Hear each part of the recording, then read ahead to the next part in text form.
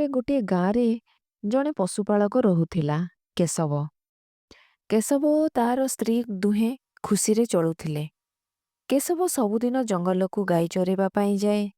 ଦିନେ କେଶବ ଜଙ୍ଗଲକୁ ଗଲାବେଳେ ବାଟରେ ଏକ ବରଗଛ ତଳେ ସୁନ୍ଦର ମୂର୍ତ୍ତିକୁ ଦେଖିଲା।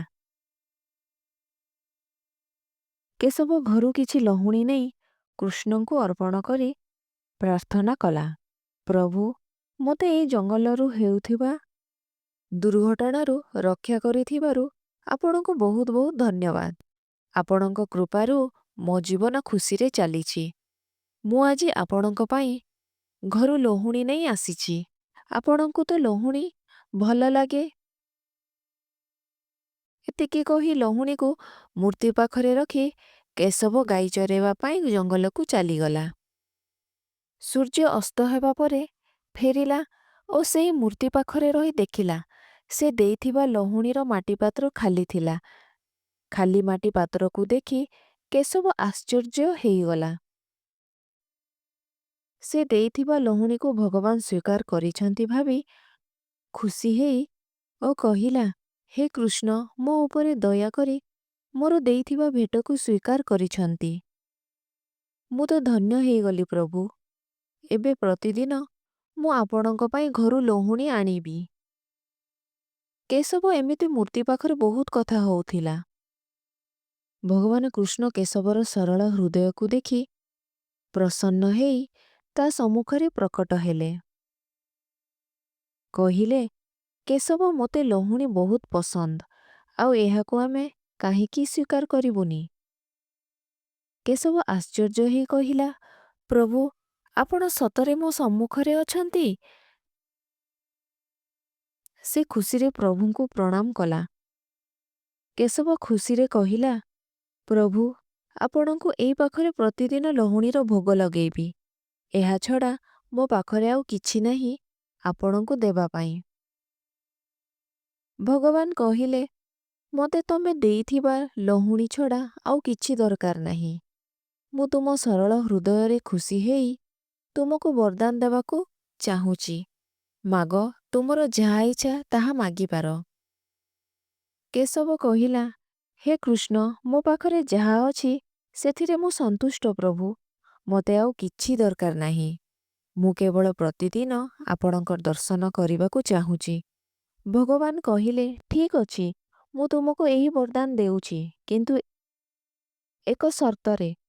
ତମେ ଏହି କଥା କାହାକୁ କହିବନି।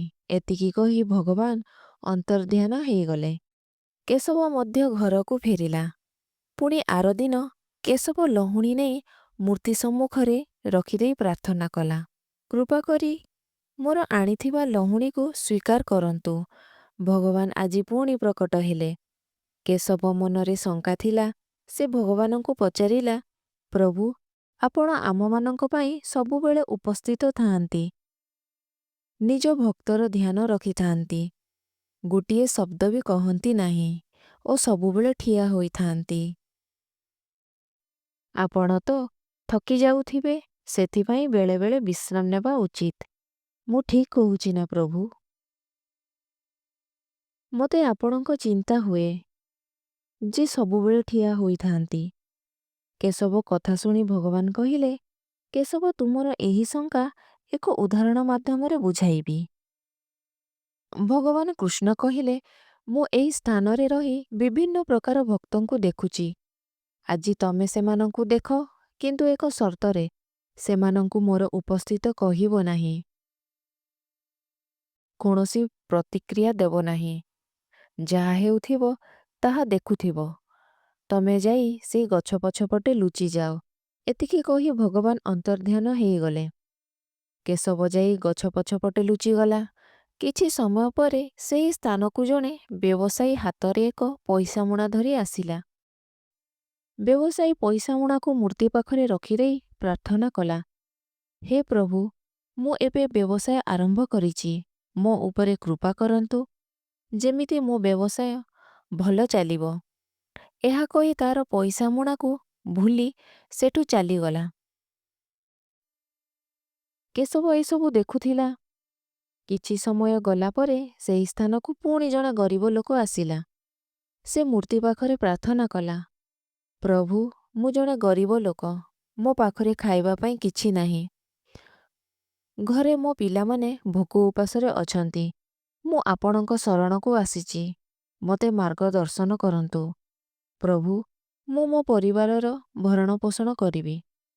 ଏହି ସମୟରେ ଗରିବ ଲୋକ ସେଇ ପଇସା ମୁଣାକୁ ଦେଖି ଖୁସି ହୋଇ ପଇସାକୁ ସାଙ୍ଗରେ ନେଇ ସେଠାରୁ ଚାଲିଗଲା। ପୁଣି କିଛି ସମୟ ପରେ ସେଇ ସ୍ଥାନକୁ ଆଉ ଜଣେ ଭକ୍ତ ଆସିଲା, ରାମୁ। ରାମୁ ଜଣେ ସାବୁଆ।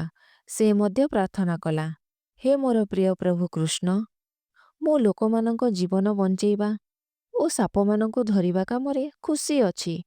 ମୁଁ ପ୍ରାର୍ଥନା କରୁଛି ପ୍ରଭୁ, ମୋତେ ସବୁବେଳେ ଦୁର୍ଘଟଣାରୁ ରକ୍ଷା କରିବେ। ଏହି ସମୟରେ ବ୍ୟବସାୟୀ ଜଣକ ତାର 2 ଜଣ ସୁରକ୍ଷା କର୍ମୀଙ୍କୁ ସାଙ୍ଗରେ ନେଇ ସେହି ସ୍ଥାନକୁ ଆସିଲା। ସେ ଦେଖିଲା ସେହି ସ୍ଥାନରେ ତାର ପଇସା ମୁଣା ନାହିଁ। ସେଇ ପାଖରେ ରାମୁ ପ୍ରାର୍ଥନା କରୁଛି। ବ୍ୟବସାୟୀ ତାର ପଇସା ପାଇଁ ରାମୁକୁ ନିନ୍ଦା କଲା। ତାର ସୁରକ୍ଷା କର୍ମୀମାନେ ଯାଇ ରାମୁକୁ ଧରିଲେ। ରାମୁ ବିକଳରେ କହୁଥିଲା, ମୋତେ ଛାଡ଼ିଦିଅ, ମୁଁ ଆସିଲା ବେଳକୁ ଏ ପାଖରେ ପଇସା ନଥିଲା। କେଶବ ଏସବୁ ଘଟଣା ଦେଖୁଥିଲା। କହିଲା, ହେ ଭଗବାନ, ଏମାନେ ତ ଜଣେ ନିର୍ଦ୍ଦୋଷକୁ ଦଣ୍ଡ ଦେଉଛନ୍ତି। ହେ ପ୍ରଭୁ, ଆପଣ ତ ସବୁ ଜାଣିଛନ୍ତି। ଆପଣ ଯଦି କିଛି କରିବେନି, ତାହେଲେ ମୁଁ ଯାଇ ସେମାନଙ୍କୁ ସବୁ ସତ୍ୟ କହିଦେବି। କିନ୍ତୁ ଭଗବାନ କିଛି ଉତ୍ତର ଦେଲେ ନାହିଁ। ଏସବୁ ଦେଖି କେଶବ କୃଷ୍ଣଙ୍କୁ ଦେଇଥିବା ସର୍ତ୍ତକୁ ଭାଙ୍ଗି ସେମାନଙ୍କ ସମ୍ମୁଖରେ ଯାଇ ସବୁ ସତ୍ୟ କହିଦେଲା। ଭାଇ, ତାଙ୍କୁ ଛାଡ଼ିଦିଅ, ସେ ନିର୍ଦ୍ଦୋଷ। ତୁମ ପଇସା ମୁଣା ସେ ଗରିବ ବ୍ୟକ୍ତି ଜଣକ ନେଇଛନ୍ତି। ବ୍ୟବସାୟୀ ଜଣକ କେଶବର କଥା ଶୁଣି ରାମୁକୁ ଛାଡ଼ିଦେଲେ ଓ ତୁରନ୍ତ ଯାଇ ଗରିବ ଲୋକରୁ ପଇସା ଛଡ଼େଇ ନେଲେ। ରାମୁ କେଶବକୁ ଧନ୍ୟବାଦ ଦେଇ ସେଠାରୁ ଚାଲିଗଲା। ଭଗବାନ ପୁଣି ପ୍ରକଟ ହେଲେ। କେଶବ ଭଗବାନଙ୍କୁ ଦେଖି କହିଲା, ପ୍ରଭୁ, ମୁଁ ଜଣେ ନିର୍ଦ୍ଦୋଷକୁ ନ୍ୟାୟ ଦେଇ ଖୁସି ଅଛି। ଭଗବାନ କହିଲେ, କେଶବ, ଏ କ'ଣ କଲ? ତୁମେ ଭାବୁଛ ତୁମେ ରାମୁକୁ ନ୍ୟାୟ ଦେଇଛ? ବାସ୍ତବରେ ତୁମେ ରାମୁର ମୃତ୍ୟୁର କାରଣ ହେଇଛ। କେଶବ କହିଲା, କେମିତି ପ୍ରଭୁ, ମୋତେ ବୁଝାଇ କୁହନ୍ତୁ। ଭଗବାନ କୃଷ୍ଣ କହିଲେ, କେଶବ, ଆମେ ଯାହା ବି କର୍ମ କରୁ ସେମାନେ ପରସ୍ପର ସହିତ ଜଡ଼ିତ ଥାଆନ୍ତି। ଆମକୁ ଖାଲି କର୍ମ କରିବା ଉଚିତ। କିନ୍ତୁ ଯାହା ହେଉଛି ତାହାକୁ ଆମେ କେବେ ମଧ୍ୟ ବିରୁଦ୍ଧ କରିବାନି। କାହିଁକି ନା ଏଥିରୁ ବିପଦ ହିଁ ଆସିବ।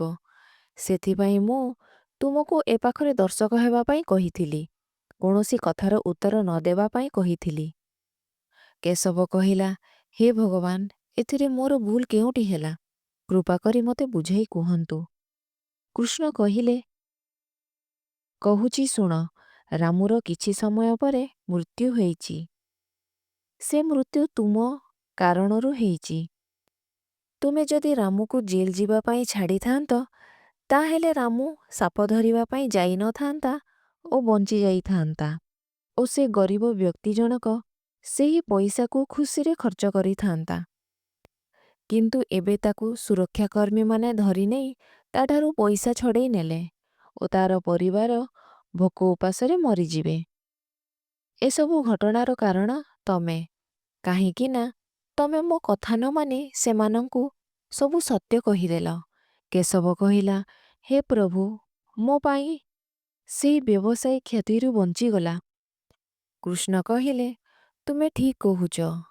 କିନ୍ତୁ ବ୍ୟବସାୟୀର ପଇସା ହଜିଯାଇଥିଲେ ତାକୁ କ୍ଷତିର ପ୍ରଭାବ ପଡ଼ିବନି, କିନ୍ତୁ ସେହି ପଇସାରୁ ଗରିବ ଲୋକର ଲାଭ ହୋଇଥାନ୍ତା। ରାମୁ ଜେଲରେ ରହି ବଞ୍ଚି ଯାଇଥାନ୍ତା। ଏହା ଶୁଣି କେଶବ କହିଲା, ଆପଣ ଯାହା କହିଲେ ପ୍ରଭୁ, ସବୁ ସତ୍ୟ।